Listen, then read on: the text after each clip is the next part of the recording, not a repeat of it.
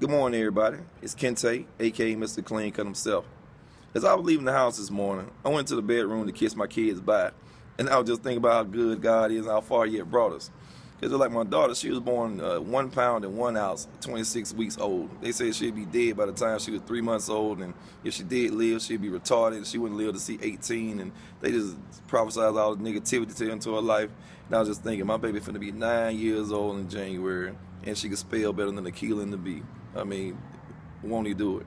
And then I went to kiss my son. I just remember the day he was born, how proud I was when I was signing that birth certificate, and I put that senior on the end of my name.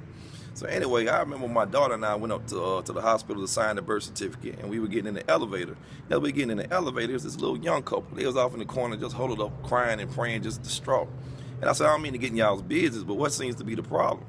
So they were telling me about how their child had just been born in 26 weeks, and how the doctor told them that their child was going to be dead within 90 days, and how the baby was just going to be retarded if it did live. You know, all the same things that the doctors had told me about my daughter.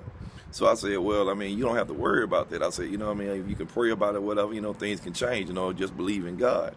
You know, of course, they gave me that look like they didn't want to believe in it. I started telling them my testimony about my daughter, how Dr. Gray had told us she was going to be dead and retarded or deaf, dumb, and blind, and all this negativity he put in our life. And they were like, yeah, well, where is your daughter? I mean, they had been crying so hard, they didn't even realize that my daughter was standing right there beside me. So when I stepped to the side to let them see my daughter, you should have seen the way the woman broke down on her knees, and she just went to touching her, pulling on her hair, and just spinning her around, just looking and examining my daughter. But then it hit me. It's just like, I remember all those nights I had to sleep in that little bitty chair up there at Ronald McDonald's house, and looking at my baby with all these tubes in her body and going in and out with the breathing treatments and the feeding tubes to her nose. And I remember I was asking God all those times, like, why me?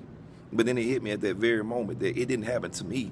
It happened for me. It happened for me so I can be strong for these people. Let them know that God can deliver them too. Amen.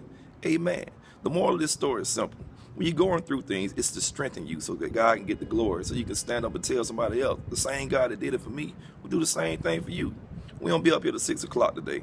Feel free to give us a call at 678-570-2813. We're up here on the corner of North House and Alberta Road, 852 to be exact. We're going to be up all day, like I said. Team KKBS. Join the movement.